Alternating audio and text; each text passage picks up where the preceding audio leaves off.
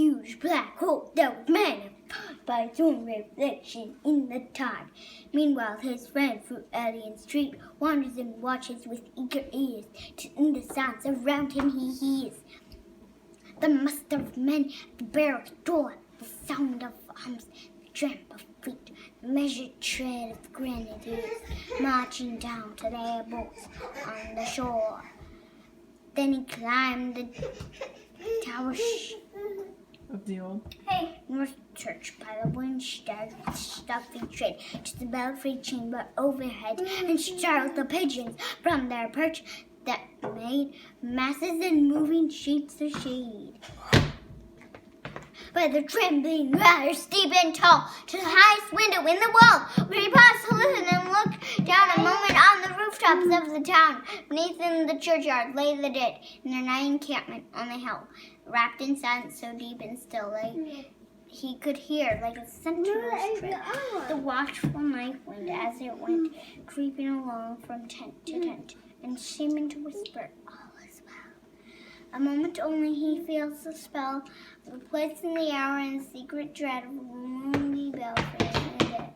For suddenly, all his thoughts are bent on a shadowy something far away, where the river widens to meet the bay.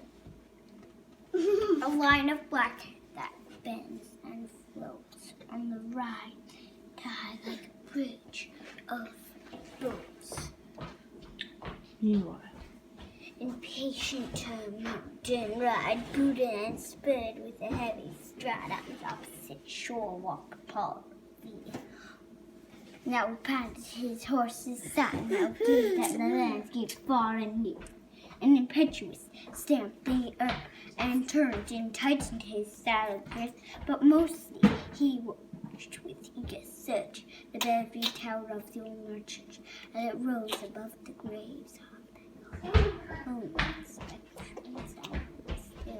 And though, as he looks on the belfry's height, a glimmer, an eye gleam of light, he springs to the saddle, brightly turned, but lingers and gazes till full on his sight a second lamp in the belfry burns, a hurry of hoofs in a village street, a shape in the moonlight, a bulk in the dark.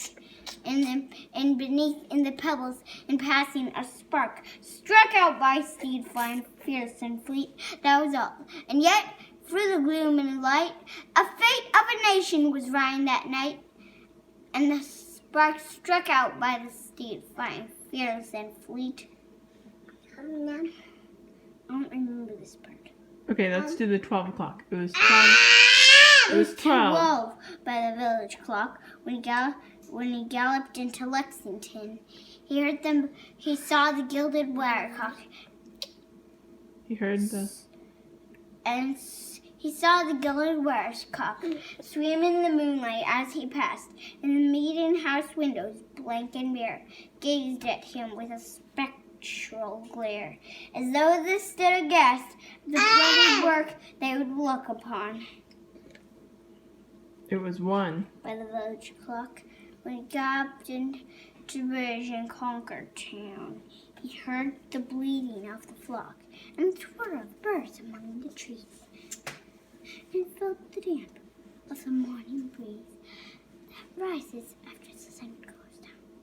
And one was safe and asleep in his bed, that the bridge would be first of all. That day would be pierced by a British musket ball. You know the rest in the books you have read. And the British regulars fired and He can't understand you when you're laughing. Try it again. How the British regulars fired and fled, have farmers gave them ball for ball, and behind each fence and formed their ball, chasing the regulars down the lane, now causing the fields to merge again, and under the trees at the turn of the road, and only pausing to fire and load. So through the night rode Paul Revere, and so through the night went his cry of alarm to every Middlesex village and farm.